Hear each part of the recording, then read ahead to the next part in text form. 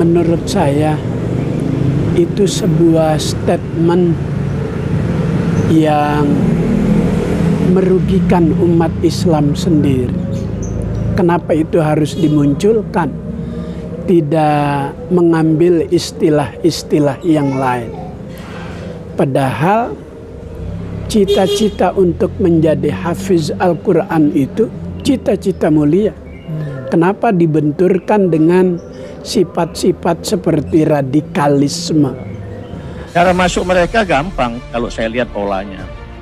Pertama dikirimkan seorang anak ya yang good looking, penguasaan bahasa Arabnya bagus, habis mulai masuk, ikut-ikut jadi imam.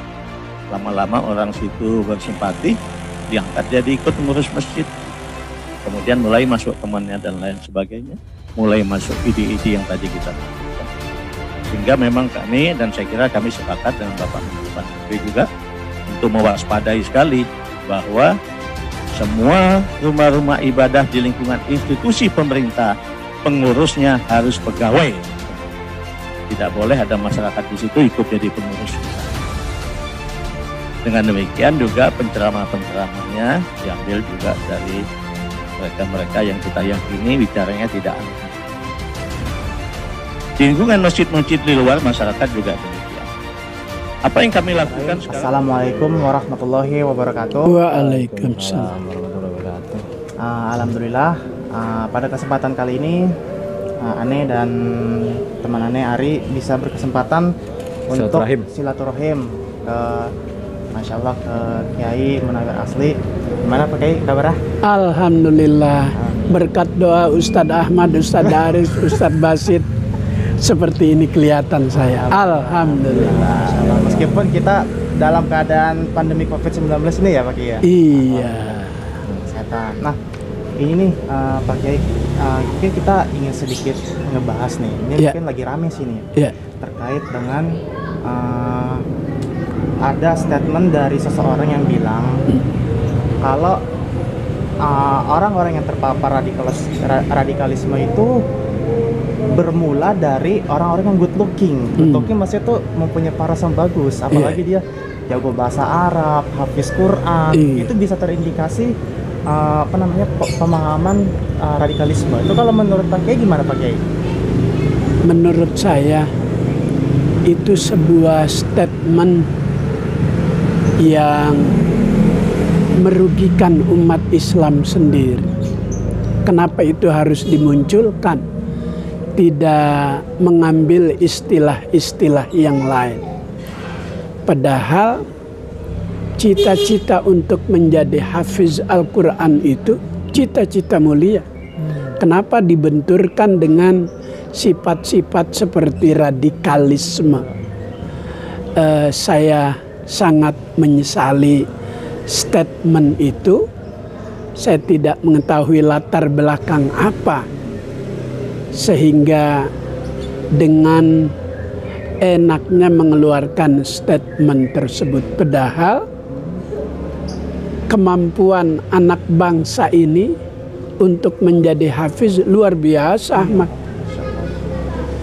Itu yang umur 7 tahun siapa, Riz? Ini siapa ya? Musa bukan sih? Musa ya? Iya. Itu Musa hafiz cilik usia 7 tahun, Ahmad. Tapi dia bisa mengalahkan peserta dari negara-negara luar. 7 tahun bisa mengharumkan bangsa Indonesia. Ngetop loh ya. Ngetop 7 tahun Musa. Tetapi sangat disayangkan kurang mendapatkan perhatian dari yang menjadi kepala di negeri ini. Malah diundangnya oleh gubernur. Gubernur yang undang. Gubernur Anies Rashid Baswedan ngundang Musa, memberikan ya harapan-harapan untuk pendidikan Musa di masa yang akan datang. Dengan prestasi dia mengharumkan nama bangsa dengan kemampuan hafiz Al-Quran. Padahal apa ya, penjular atau penyandang hafiz Quran itu kan masya Allah banget ya Taki ya. Luar Jadi, biasa, di Ahmad. akhirat itu dia bisa memberikan apa ya? Syafaat bagi orang tuanya dan memberikan mahkota emas ya buat orang tuanya ya. Anak-anak yang lain termotivasi dengan si Musa. Akhirnya muncul nih di pesantren-pesantren buka tahfiz mulai dari tingkat balita anak-anak. Dan Allah beri kemudahan untuk kemampuan itu. Tapi itulah sayang dan sangat disayangkan ada statement dari seorang yang seharusnya kita harapkan bisa menyegarkan suasana kehidupan beragama. Di sementara ini kita lihat selalu saja agama dibilang menjadi masalah bagi kehidupan bangsa. Masya Allah. Jadi bikin gaduh terus ya. Bikin gaduh. Mudah-mudahan dah itu orang dapat hidayah. Ya, mudah-mudahan kita doain. Mudah-mudahan itu orang dapat hidayah. Jadi kira-kira kalau muka Tamang Ani good looking nggak? Ani nanya nih. Itu mah pas-pasan Ri. pas-pasan, Re. Tapi berarti kita Kita nggak termasuk ya. Kita nggak Kita radikal, masuk. berarti kita nggak radikal. Nah, kita sebenarnya radikal sih. Nah. Rajin, terdidik dan berakal. Nah, berarti kita termasuk radikal, tapi dalam arahnya positif. Positif gitu. Jauh sebelumnya Ahmad, sebelum Musa, di Indonesia ini ada sebuah perguruan tinggi ilmu Al-Quran. Udah lagi. Itu ide Presiden Soeharto melalui tangan Pak Ibnu Sutowo, penguasa Pertamina, berdiri tuh perguruan tinggi ilmu Al-Quran. Setaraf kuliah. Basic mahasiswa dari situ hafiz Al-Quran, punya kemampuan suara emas. Itu kori-kori internasional, Setaraf Muammar ZA, Mirwan Batubara. Itu cita-cita mulia Pak Presiden Soeharto. Masya Allah. Tiba-tiba ada yang mentain nih. Aduh ya Allah. Ada yang mentah. Ada yang mentain. Dan lucunya itu malah itu kan akan kedepannya akan menjadi dai ya. Iya. Iya. Dan sekarang tuh malah ada seseorang tuh bilang dai itu harus punya sertifikat. Waduh. Jadi kira-kira pihak Kiai punya sertifikat nggak tuh? Ya saya kayaknya salah satu di antara mubalig yang nggak masuk kriteria untuk mendapatkan sertifikasi. Berarti nggak bisa dakwah. nggak bisa dakwah. Nggak di bisa pemerintahan. dakwah. Wah. Gitu. Yang bisa Ternyata dakwah. masyarakat tidak begitu menguasai informasi tentang mubalig-mubalig yang bersertifikasi. Warga nggak butuh itu. Warga butuh kualitas. Dari mubalig, dari kiai yang bisa mengemas gaya ceramah. Buat apa sertifikasi dimiliki kalau gaya ceramahnya tidak menarik, monoton. Mendingan yang tidak punya sertifikasi bisa menghidupkan suasana takbir. Allahu Akbar. Iya. Jadi sertifikasi itu nggak ngejamin ya? Nggak ngejamin. Karena kan memang gimana membaca audiens, Iya. menyampaikan ilmu yang disampaikan kepada jemaah. Gitu. Iya. Kalau punya sertifikat tapi nggak bisa nyampein, jemaahnya bingung dong. Makan tuh sertifikasi. Ini sertifikat ini apa nikah? Sertifikat tanah ya sekarang. Sekarang kalau orang Jakarta tuh pada minggir misalnya gitu, Iya. nggak punya sertifikat tanah. Nah, itu yang penting hidup di Itu yang Jakarta. penting. Masya Allah. Jadi begitu teman-teman, sedikit diskusi kita bersama Pak Kiai. Masya Allah, Insya Allah apa yang dipaparkan oleh Kiai bermanfaat buat kita semua. Amin amin ya rabbal alamin. Pak Kiai, Amin. syukurannya untuk diskusinya pada sore ini. Sama-sama Ustadz Ahmad, Ustadz Daris, Ustadz Basit. Masya Allah. Oke, gitu teman-temannya. Kami pamit undur diri. Wassalamualaikum warahmatullahi wabarakatuh. Waalaikumsalam.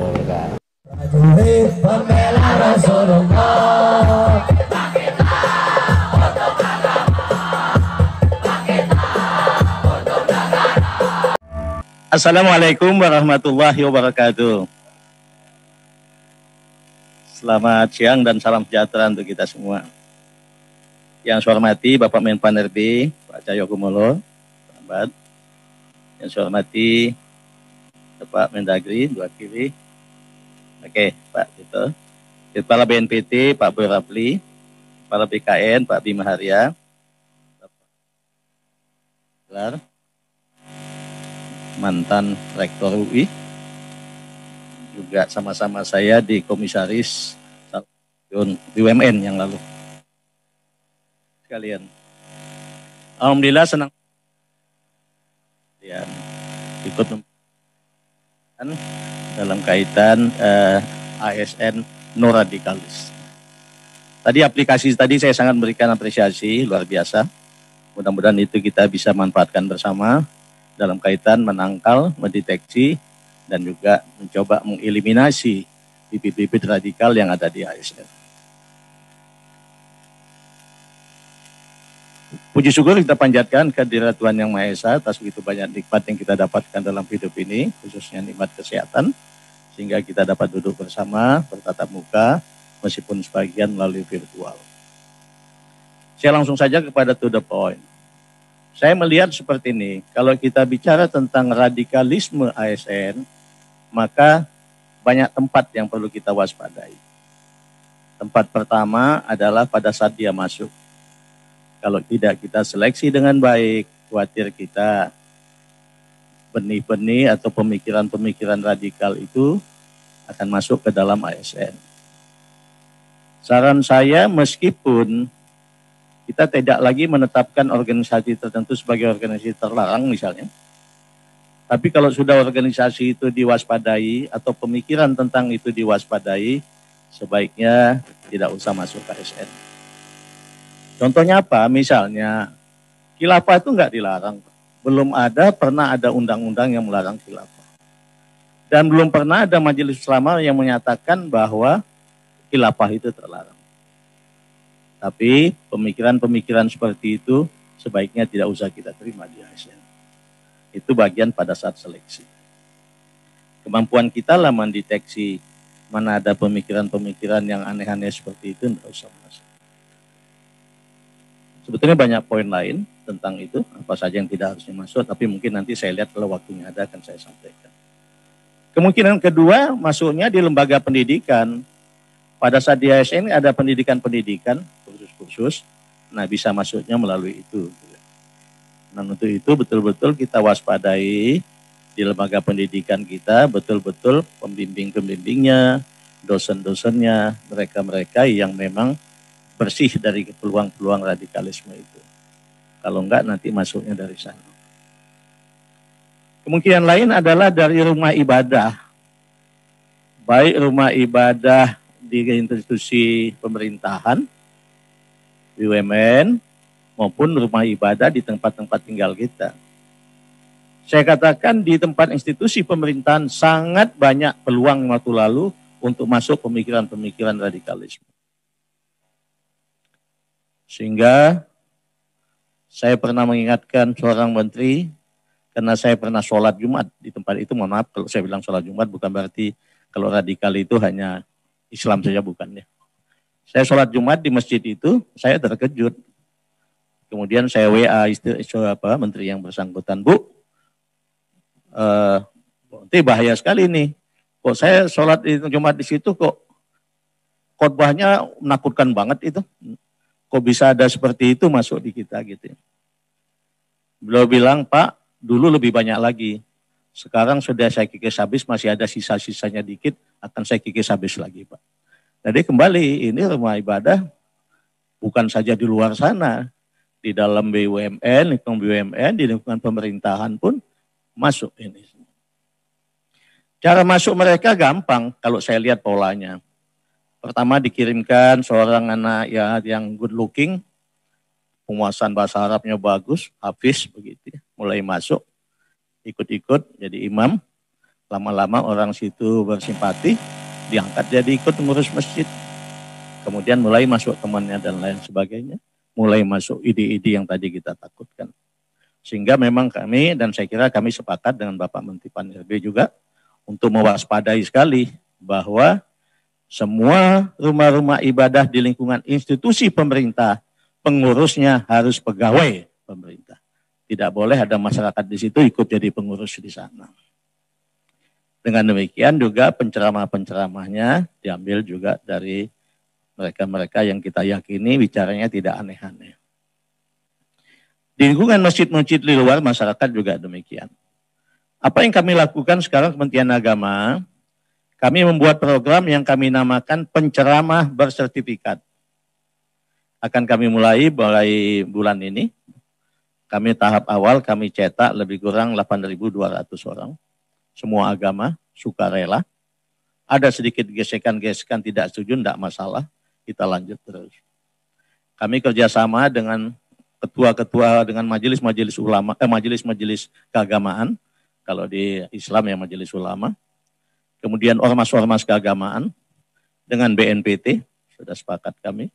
Dengan BPIP, kemudian dengan Lehmanas.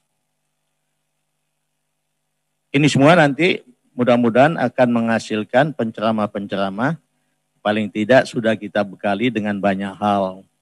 Masalah wawasan kebangsaan, Pancasila, dan lain-lain hal-hal sensitif yang harusnya diperjuangkan dan tidak boleh sampai dieliminasi.